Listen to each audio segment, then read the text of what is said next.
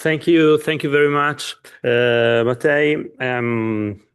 It is really a great pleasure for me to be back here on this stage, especially in such an important occasion as this anniversary celebration, in this such beautiful setting as Portorož with the nice weather. And so I'm very happy to be here. And once again, and thanks for your kind invitation.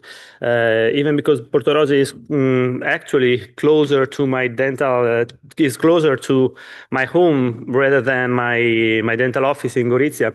So even though I have to speak in English, this sounds a bit weird for me. Well, let's start. I really think that adhesion has really revolutionized the entire field of dentistry. In fact, today it's hard to just imagine a single treatment plan that doesn't involve at some point or at some moment, or in some moment, the use of composite materials or a bonding adhesive system. Let's think in orthodontics. When we use composite materials to place the attachment for the aligners, to bond the brackets onto the teeth, but even when we need to seal the screw accessories of implant retainer crowns, we are currently use composite materials and an adhesive system. But it's in restorative dentistry, when we do have peripheral enamel, that adhesion has really revolutionized everything, erasing the traditional boundaries between the conservative dentistry and prosthetic dentistry.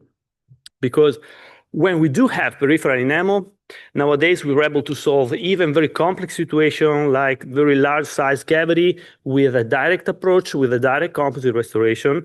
And in the other hand, we are in prosthetic, we are using increasingly materials like glass ceramics that work at their best when they're bonded onto the dental substrate using the same bonding materials, the same composite materials that are the cornerstones of all the conservative dentistry. So in this kind of scenario where we don't need to modify our preparation for retention proposal anymore because we are going to glue directly the restoration onto the tooth surface, and we no longer need to deal with material-related aesthetic issues to conceal into the sulcus because we no longer have to deal with metal margin anymore. In this kind of scenario, the position of the margin of our restoration, the placement of the margin of our restoration is dictated solely by the size of the lesion, the extension of the cavity, and the amount of loss to structure. I mean, every time we start a restorative treatment, what I do is always opening a cavity, removing all the existing restoration, cleaning the cavity off all the carious tissue, and then perform a biomechanical evaluation of the remaining tooth structure, considering several parameters, including especially we have to measure the remaining cusps because they behave biomechanically like cantilevers. The taller and the thinner they are, the more prone they are to flex and fracture. If they are splintered together by a marginal ridge, the resistance to flexion immediately increase. So after all this evaluation, we can basically find ourselves in two types of situation. The situation in which once the cavity has been cleaned off all the carious tissues, all the remaining cusps are well supported, able to withstand the occlusal forces, the occlusal loads by itself. So once the cavity has been cleaned, we just have to refine the margin and we can proceed with the restorative phases. Or one or more cusps could be weakened with likely failure under the occlusal load, so we need to extend our cavity preparation, reducing the unsupported cusp and effectively prepare the tooth for a partial cusp coverage restoration. Let's take this 2.6 for instance. Once the cavity has been cleaned off all the carious tissue, all the infected dentin, all the remaining cusps are compact, are well supported by dentin, and just can't stand the occlusal forces by their own. So we just have to work with some reciprocating handpiece in order to refine the margin, and then we can proceed with the restorative phases. I mean, placing the sectional matrices, applying the adhesive system, and then start rebuilding the marginal ridges first, turning class 2 into class 1. Then we can level up the floor of the cavity using some bulk fill flowable composite, leaving 2.5 millimeters of space for modeling, for sculpting the occlusal modulation with a single shade medium translucency composite.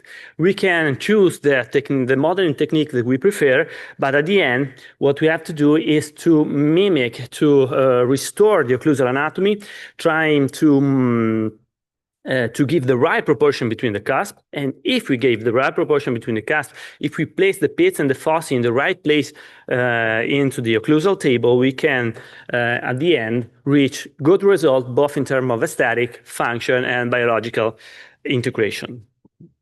But many times, instead, we are faced with more complex situation, just like this 2.6. Which when the old existing restoration has been removed and all the cavity has been cleaned off all the callus tissues, it's clear that remained mesiolingual cusp is clearly structurally compromised, just cannot stand the occlusal forces, and it's likely failure, it's likely to fracture under the polymerization shrinkage stress generated during the first layering of composite. So we need to extend our cavity preparation. We need to reduce that unsustained cusp and effectively prepare this 2.6 for a partial cusp coverage restoration. Now, at this point, there are two ways to manage this case. We can obviously quickly perform a build-up with some composite, with some flowable composite, complete the preparation with the burst, take an impression, and ultimate the treatment during a second appointment by eluting an indirect only, an indirect restoration, or we can even proceed with a direct approach, with a direct composite restoration, using a silicone index to stamp, to shape the missing cusp, transforming the complex situation into an MOD cavity, which for those like us that every day works with restorative dentistry is definitely a sort of comfort zone, because from here on, the workflow is the same as for every class 2 restoration. I mean, we place the sectional matrices, we rebuild the marginal ridges first, turning class 2 into class 1. Then we once again level up the cavity of the floor. Once again, we level up the floor of the cavity, leaving 2.5 millimeters of space to model the occlusal anatomy using a single shade medium translucency composite. Just a bit of stain into the pits and the fossae to enhance our work. And at the end, if we have worked carefully and neatly, especially when managing the material excesses during the stem phases, and if we have respected the right proportion between the cusp, in the end, we probably need only just minimal occlusal adjustment, and we can reach a restoration that works well, both in terms of aesthetic, both in terms of function and biological integration, not just at time zero, but even at the medium long-term period, provided that the composite surface has been properly polished. This is a 5 years follow-up. This restoration is part of a clinical prospective multicenter study we are conducting together with Mario Alessio Allegri and other colleagues, that I really hope it will be published soon. I know it's been at least a couple of years that I keep saying this sentence, but I hope this is the good ones. Even because nowadays we have follow-up data reaching almost 8 years, and we can confidently conclude that direct composite restoration with direct cuspal coverage restoration may represent a valid therapeutic alternative to the traditional prosthetic treatment.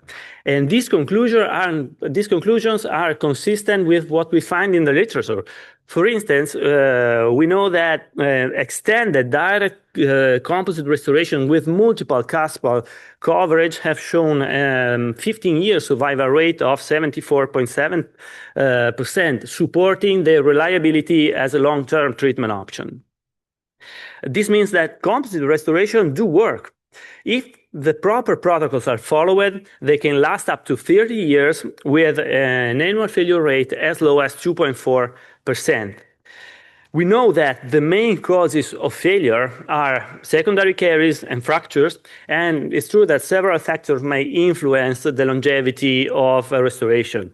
Some of these factors are site-specific, like the position of the tooth, like the functional load, the number and the location of the restored walls. Other factors are patient-related, including the compliance, including the oral hygiene maintenance, and the carious risk. But early failures, those occurring within the first 5 years, are always due to our own mistakes. Typically, procedural errors or poor clinical decision. So let's be honest, nowadays, every modern materials do work. It's up to us to do things in the proper way. Starting from the diagnosis, which must be careful, accurate, and well supported by the right diagnostic tool. Because it's not enough to simply write down mesial cavity on 2.6 during the first visit. We need to assess the extension of the lesion, any existing restoration. We need to evaluate the cuspal support and understand the relationship with the pulp chamber and with the periodontum, because only then we will be able to evaluate the true complexity of the case, because otherwise we risk occurring into unpleasant surprise facing very complex situation with too little time to manage it properly. And that's when we may fall into what I consider one of the main causes of poor dentistry: adapting the treatment plan to a price or to a time slot that was underestimated from the beginning. So, to do things in the proper way, it takes time. We need time. And cavity preparation is, for example, the step which I dedicated the most time to, because it's absolutely fundamental. It's when we lay the groundwork for a solid marginal seal and ultimately the long-term success of our restoration. So I always start by opening the cavity, removing all the existing restoration, and then I proceed with the carious removal in a centripetal direction, from the periphery toward the pulp chamber. Why? Because in the peripheral area, there is no differential diagnosis. Dentin could be either healthy, which means light color, glossy and hard, or it could be infected or carious and needs to be removed. So we can go fast, we can work fast with round carbamide burrs properly sized to the cavity, because I'm not interested in removing the carious tissue molecule by molecule. My burrs running at 40,000 revolutions per minute. Because what I'm aiming for is what Pascal Mann describes as adhesive peripheral seal, which means 1 millimeter, 1.5 millimeters of natural sound enamel, a dental enamel junction perfectly clear and exposed, and 1 to 2 millimeters of superficial dentin perfectly clear and sound. Once we've reached that point, I obviously ease off the pressure. I obviously lower the speed, because from now on it's no longer just about removing caries, because different consideration came into play.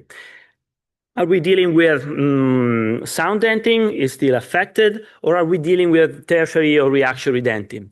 So after all this evaluation, once the cavity has been properly cleaned from off the carious tissue, we can finally move to finishing the margin.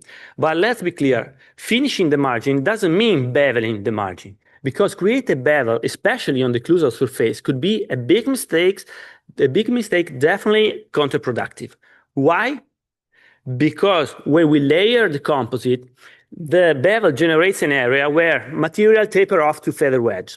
And composite might give us the illusion that it can be spread into ultra-thin layer, but it doesn't work that way. How much is the minimal thickness recommended for an indirect composite restoration? About 1.5 millimeter, 2 millimeters at least. So how could we expect that our composite, our child side like your composite, which by the way is at least 10 categories below the milled materials in terms of biomechanical properties, to hold up the occlusal forces when used in minimal thickness, in ultra-thin layer? So we just have to work with fine grit diamond burrs on the margin in order to remove the unsustained enamel, in order to remove the unsustained enamel prism that will likely fracture under the polymerization shrinkage stress, leading to that white marginal lines that are nothing less but an initial marginal leakage.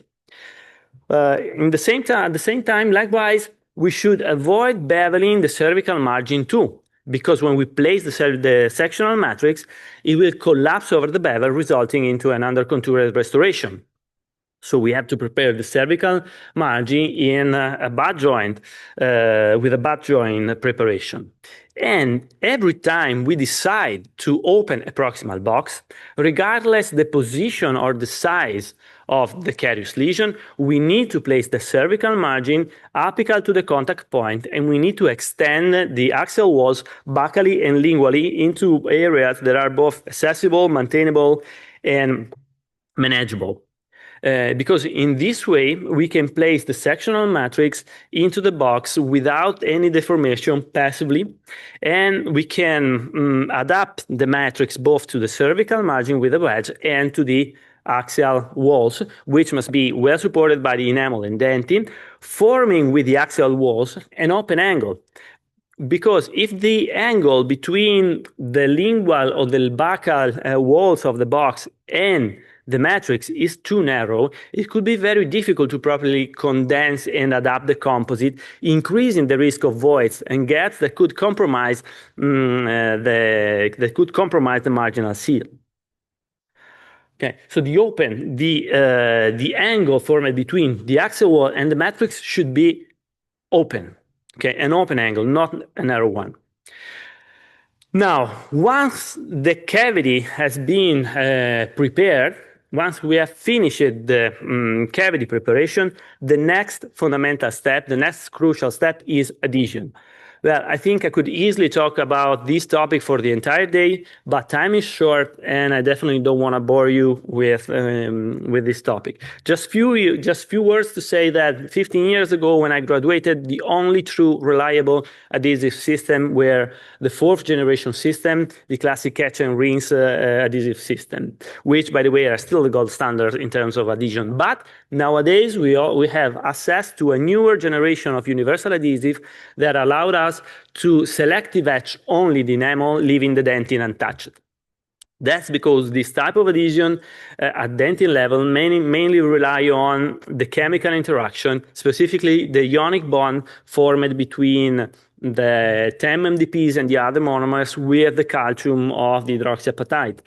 And this approach avoids the common main pitfalls associated with the overetching and the overdry, and really simplifying and standardize the entire adhesive procedure. On our side, it only takes a bit of attention to in order to optimize the longevity and the quality of the hybrid layer. A bit of attention, just like simply shaking the bottle of the bonding before using it, because the solution inside contains components with very different molecular weights. And after standing in a drawer overnight, if we don't shake it, the first drop will be only solvent, while the filler will remain settled on the bottom. Then we must blow some air onto the bonding layer before curing it, because we want to make the solvent evaporated, because otherwise it will remain trapped into the hybrid layer in form of blister, water blister, or water trees, promoting its hydrolytic degradation. We also have to light cure thoroughly at least 60 seconds the bonding layer, in order to maximize the monomer conversion degrees, to improve the mechanical properties, and to reduce the permeability of the hybrid layer. And of course, last but not least, a proper rubber dam isolation. Because this is not a fetish of the scientific society of academies, but nowadays we have a strong scientific evidence proving that the time it takes to properly place the rubber dam is comparable to the time we'd wasted wrestling with cotton rolls or suction tips. But a proper rubber dam isolation can really make the real difference in the quality and in the longevity of our composite.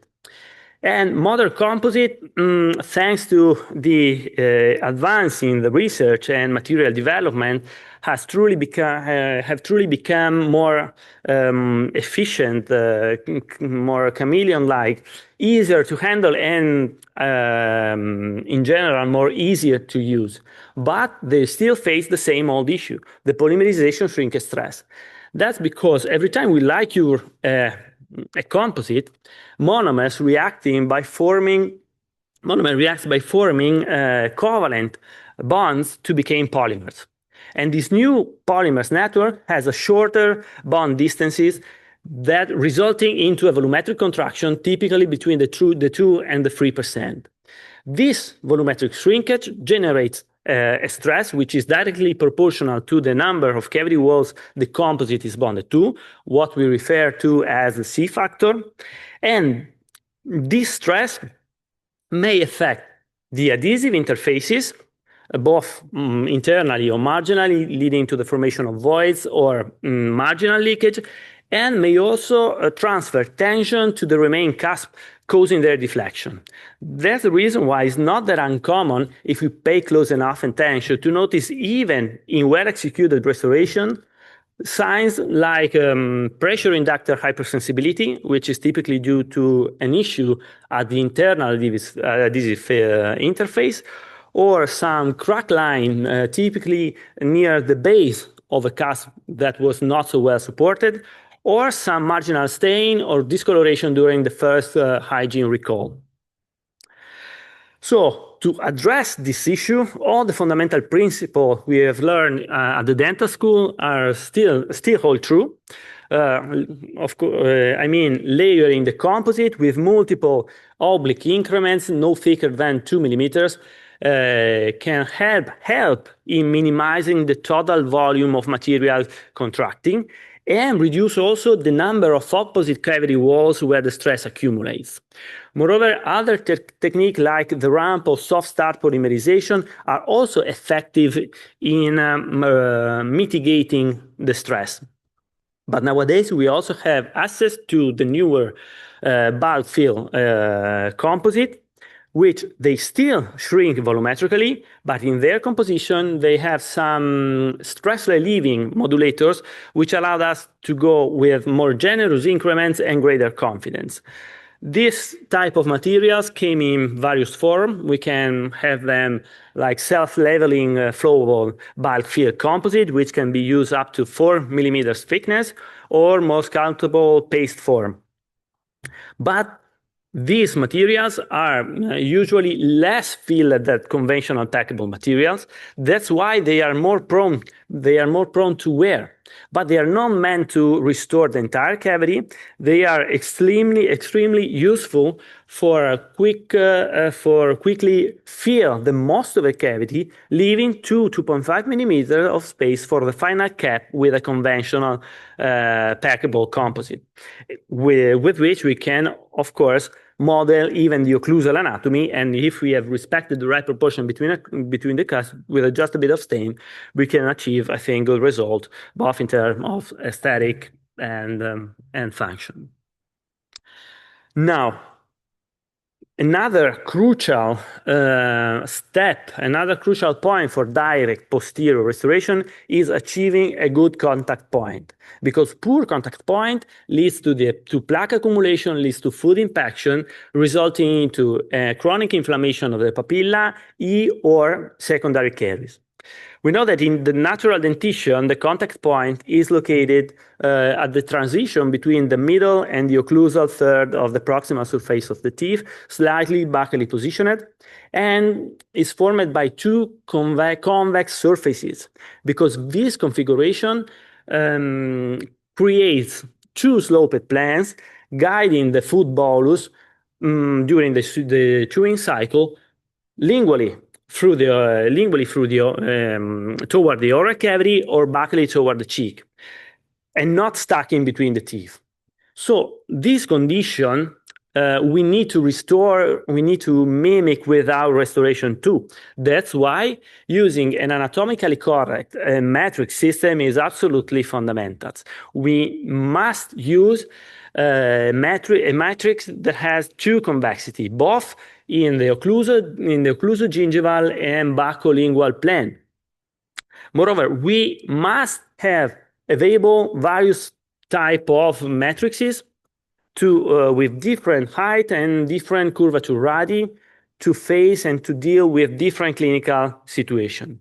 I mean, if we have to restore a class 2 between two teeth that are far apart, we obviously need a highly convex matrix to create a proper contact point with a prominent proximal emergency profile compensating for the gap. But on the other hand, the same matrix will be unsuitable for teeth that are closer together with a broader contact area, like for example, between the first and the second upper molar, because its excessive convexity may cause it to distortion, may cause it to deform the matrix, compromising the final result. We need instead a gentler curvature radii and a wider contact area. So we always must remember that the matrix must fit passively into the proximal box without deformation, must rest against the proximal surface of the adjacent tooth without deformation, so that the orthodontic force generated by the separation ring compensate for its thickness, while the wedge adapt the matrix onto the cervical margin. The force of the wedge must be only apical to the cervical margin, without forcing the matrix into the box. So that's the reason why to a proper placement of the wedge, we need at least 1 millimeter of distance between the cervical margin and the rubber dam covering the papilla. Sometimes we can also customize the wooden wedge by carving the occlusal portion of the wedge, creating the space for a proper emergence of the matrix. And when cervical enamel is present, even if thin, even if the cavity quickly extend apically into dentin, it becomes crucial to preserve this enamel, prevent it from fracturing under the pressure of the wedge. In this situation, these are the situations when adhesive procedure should be performed first, followed by the application of some flowable composite to reinforce the cervical enamel. Because if we lost that cervical enamel, if we have a cervical margin that flush with the rubber dam, which is already compressing the papilla, things get definitely trickier. Because the wedge placement can distort the matrix, forcing the matrix into the proximal box, resulting into undercontouring. If lucky, one can manage the situation with some Teflon, with some flowable composite to relocate the margin, but many times a surgical restorative approach is requested. Because in certain clinical situation, instead of wasting time struggling to hammer the matrix into the connective tissue, it's definitely better to remove the dam, open a flap, reestablish the right proportion, the right relationship between the cervical margin and the supracrestal attachment, so that we can just give 2 stitches, do some sutures, and we are ready to replace once again the rubber dam, achieving a proper and optimal isolation for both the adhesive and the restorative phases. Now, this one-time surgical restorative approach allows the healing to occur under ideal condition, aided by strong and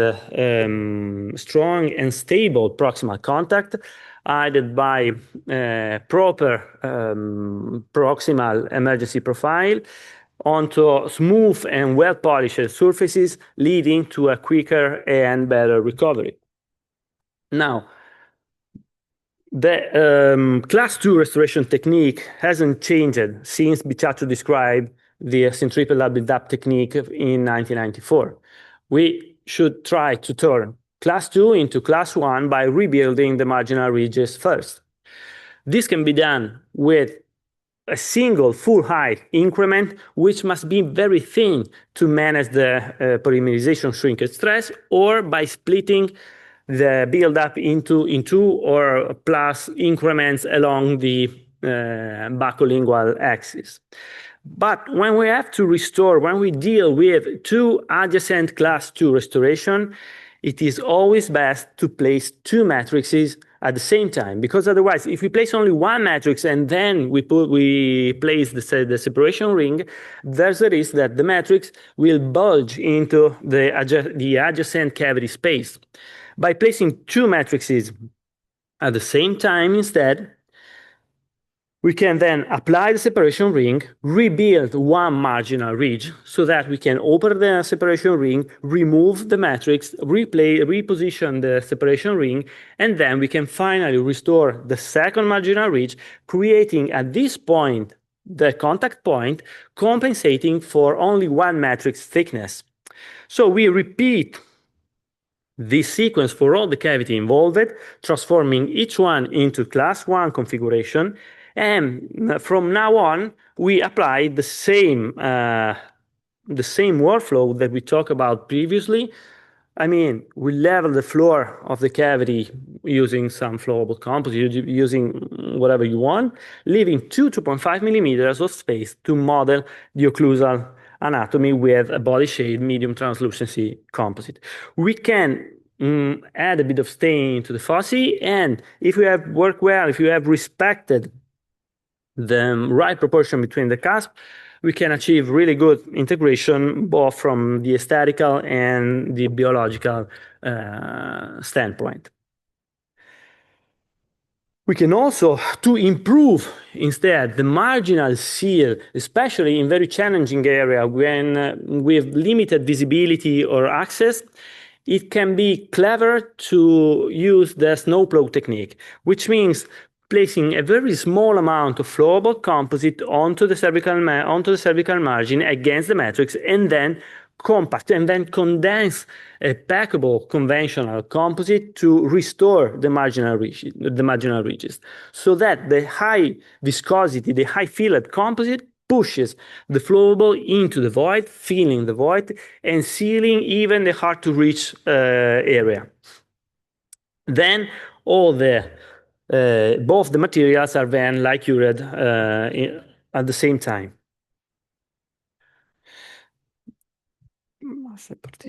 Wow. I'm sorry. Siri is taken for itself. Now, we know that centripetal build-up technique is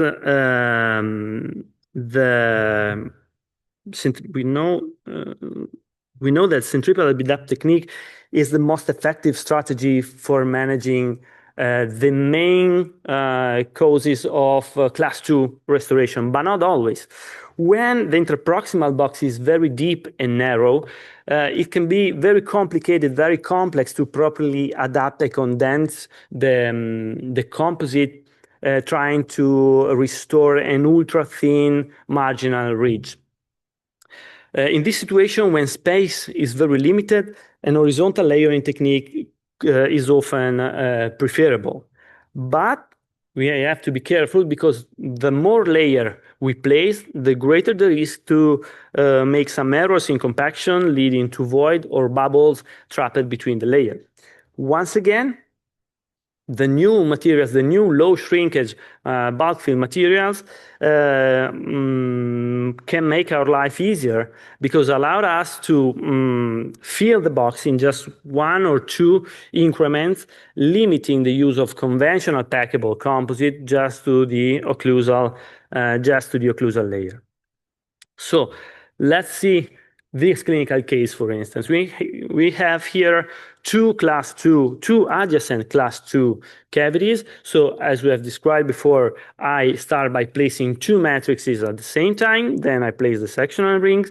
But while for the distal cavity on 3.5, a centripetal buildup is indicated, is both helpful and indicated, guiding the modeling process. The mesial cavity on 3.6 is deep and very narrow, is limited to the marginal ridge only. So it could be both complex and difficult to properly condense the composite in this very limited space with limited visibility and access, trying to restore an ultra-thin marginal ridge to turn class 2 into class 1. But it will also have no clinical sense struggling to turn the class 2 into class 1. So instead, we'll take an horizontal approach using a bulk-filled flowable composite to completely fill the box in just one or two increments. Now, once the contact point between the restoration has been properly restored, properly re-established, we can proceed the treatment with the same workflow. We can level up the floor of the cavity, leaving 2.5 millimeters for modeling the occlusal anatomy with a conventional composite, trying to give the right proportion between the cusp. Because it is precisely the occlusal anatomy that creates the true integration of the restoration, not the color of the composite. That's why it is crucial to know and understand the direction of ridges and groove, to master the material handling, and also to find some key reference point. Sometimes we can find this reference point into the remain to structure, leaning on the slopes of the cusp, following their inclination with a spatula or with an instrument. But other times it could be helpful to mark the center of the tooth onto the cavity floor, even with a bit of stain, and then build the anatomy around it. For example, we know that the central fossa of an upper first molar is located around 5.5 millimeters from the distal lingual cusp along its diagonal. So we can help us with a probe marking there a dot of stain, and then we can proceed by modeling the occlusal anatomy with the technique that best suit the composite available in our drawer. Or even better, we can select the composite according to how we'd like to sculpt. Because how do we choose a composite today for direct posterior restoration? Certainly not based on the opacity, because nowadays the gold standard, I think, are the medium translucency composite. The old approach of putting denting underneath and translucent enamel on top is definitely outdated and often problematic, because if we place too much denting, we risk modeling all the entire occlusal anatomy in hyperocclusion, and then during the occlusal adjustment, the thickness of the enamel gets reduced, and so the opaque denting patch starts seeing through. On the other hand, if we place too little denting and too much enamel, translucent enamel, the value drop and the restoration looks great. Certainly not based on the color shade of the composite, because at least in my experience, at least in my opinion, for class 1 and class 2 restoration, every light shade color composite works fine, because we are not restoring the cervical portion of the tooth. We are restoring the occlusal portion of the tooth where there is no dentinal chroma. So A1, A2, A3, they all works fine. So because the true integration, we said, that comes from the occlusal anatomy, and we can help that even if needed with a bit of stain. But the only reason to choose to prefer one composite rather than the others is handling. Because nowadays we can have composites that are softer, that are easier to adapt to the cavity, easy to handle, but won't hold their shape well, because they tend to slump into the cavity. So with this composite, a classic layer technique is recommended. We need to modeling one cusp at a time, like curing immediately after each increment. The risk with this kind of layering is that if we made mistakes during the first increment, then all the subsequent anatomy will be thrown off. With a simultaneous modeling technique instead, this technique allowed us for an early evaluation of the proportion between the cusps, because we are going to place multiple separate increments across the different cusps, so that we can evaluate the proportion, we can adjust the shape if needed, and only then we can lie cure.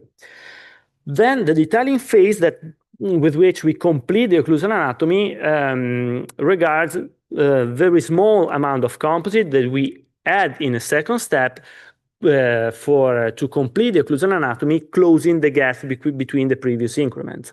So with this kind of approach, with this kind of layering technique, we can use a composite that slumps into the cavity. We need instead a firmer composite, which able to retain the shape. But firmer composite also remember every single touch of the instrument. So when we work with this composite, we have to work with care, with precision, avoiding leaving very rough surfaces that are very complicated to polish properly.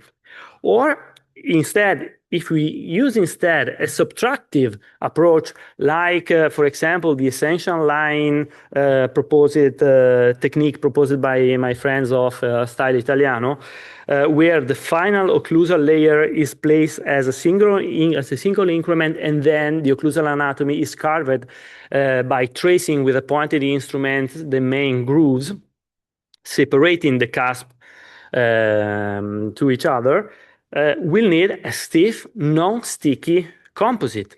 So at the end, we can say that every technique has its ideal composite, and we can say also that every composite works and performs best with his matching technique. But in the end, regardless the composite or the modeling technique, the only things that matters are achieving a good occlusal anatomy, respecting the right proportion between the cusp, and a well-polished composite surface that ensure the long-term performance of our composite.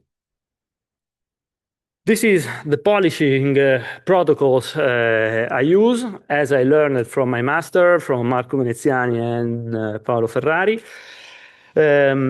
It starts with silicone brown points with plenty water just onto the margin in order to remove the composite over contours.